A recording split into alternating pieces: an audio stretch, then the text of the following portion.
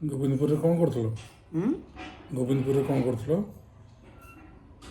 ମୁଁ ଚାକିରି କରିଥିଲି ଢେଙ୍କାନାଳ ଜିଲ୍ଲାରେ ରକ୍ତପୁର।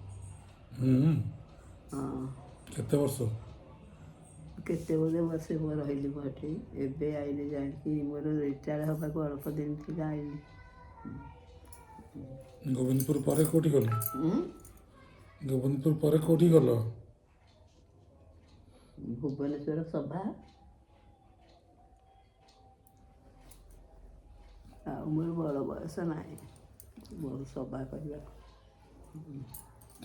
ତମର କେତେଟା ଭଉଣୀ? ଆମେ ହୁଁ ଆମେ 5 ଭଉଣୀ ଥିଲୁ। ହୁଁ। ଏରା ସବୁ ଗଲେଣି ଆଉ ଗୋଟେ ଜଣେ କିଏ ଥବ ଏ କୁଆଡ଼େ ମୁଁ ତ ଯାଉନି କୁଆଡ଼େ ଆଉ। ତମ ଗାଁକୁ ଯାଇଥିଲ?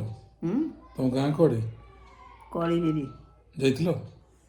ହଁ ହଁ ଯାଇଥିଲି।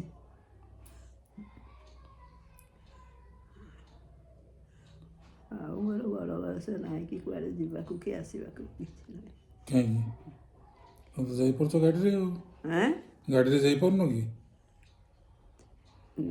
ଗାଡ଼ିଟେ କରିସାରିଲଣି? ହଁ ଯିବ? ଗାଡ଼ିଟେ ଅଛି ଆମର। ଚାଲ ବୁଲିଯିବା। ଆଁ ବୁଲିକି ଆସିବା ଚାଲ। କୁଆଡ଼େ? କଳିବିରି ଆଡ଼ୁ। ନାଇଁ କୁଆଡ଼େ ଯିବିନି।